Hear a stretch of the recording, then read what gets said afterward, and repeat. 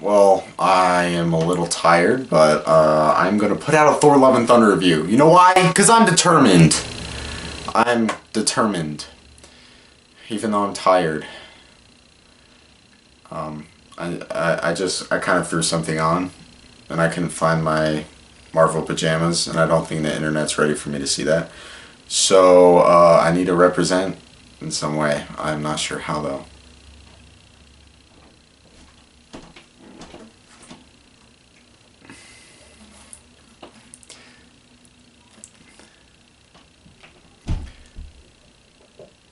Hey guys, Cohen here, and today I will be reviewing Thor Love and Thunder. So on Thursday I got to see this movie with my family. It was really great, saw it in IMAX, and I really like this movie. Taika Waititi is one of my favorite directors. He's almost like a little kid, and every single one of his movies makes me more convinced that he's one of my favorite directors. I absolutely adore his films. Thor Ragnarok is excellent, one of the best MCU films. Jojo Rabbit is a masterpiece, and it's both like depressing and hilarious at the same time. And that's what I think Taika Waititi's very good at, is the comedy. And once again, just like in Thor Ragnarok, in Thor Love and Thunder, Taika Waititi cracks down on the comedy here. Like, this movie was kind of pitched and kind of told to us to be a rom-com, but I wasn't expecting how full-on rom-com was going to be. It truly was a romantic comedy, and I really liked that aspect of it. Chris Hemsworth is back as Thor once again, one of the best castings ever. Just as perfect as Tony and Cap. Just Chris Hemsworth as Thor is perfect. He is Thor. And again, he is excellent here. I loved Thor in this movie. He was, is he stupid? Yeah, but I mean, if you think about it, he kind of, you like how I picked up the hammer while I was talking about Thor? That was really clever of me. Thor is pretty stupid in this movie, which he has been stupid after Ragnarok, but that was probably the best decision to make for the character. I think Thor post Avengers Age of Ultron is just better. I do like Thor. I like the first Thor. I don't like Thor Dark World that much. I think that's one of my least favorite MCU films. But Thor wasn't very fun. He wasn't as compelling as any of the other Avengers, and he was kind of bland. But when Ragnarok happened, he became one of the best ones, and I think that comedy aspect of Thor fits very well with him, and I really loved Thor in this movie. Another huge surprise was Natalie Portman's Jane Foster. She was excellent here. I really liked her in this movie. She was both very funny. She added such emotion and charm into the movie I wasn't expecting at all, and it just, I don't know, it was fun. It really worked for me. I really liked it. Probably the best part about this movie has to be the relationship between Thor and Jane. It was really interesting, especially since in the first two Thor movies, I personally wasn't as invested in their relationship. But in this movie, it's very touching, and I don't know, it just hit me different. I don't know, it was very great.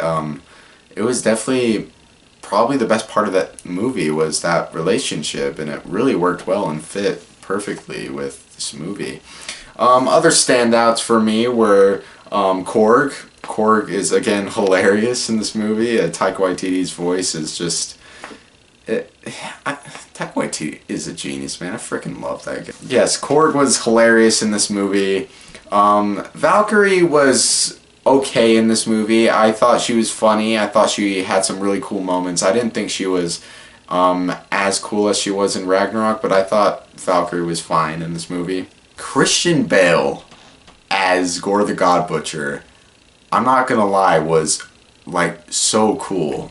Christian Bale is an excellent actor, and I think he played Gore really well, and he's honestly out of all the Thor films, I think he's the best villain. I think he's a better villain than Hela. I just really liked Gore in this movie. He was a really good bad guy. Other things I liked, just, again, the emotion. There's, like, really surprising emotion that I wasn't expecting for this movie to pull off. I mean, Taika Waititi is good at comedy. That's what he's best at, right? But the emotion he adds to it is excellent, too. If you've watched Jojo Rabbit, he kind of has that blend of humor, but also, like, sorrow and just emotion, and it just works so well. I don't know why. I do think at some points the jokes were becoming a little bit too much, like it was just all jokes, which is what he was trying to do, which is great. Like, the movie's a romantic comedy basically, so it's supposed to be funny. I laughed so much during this movie.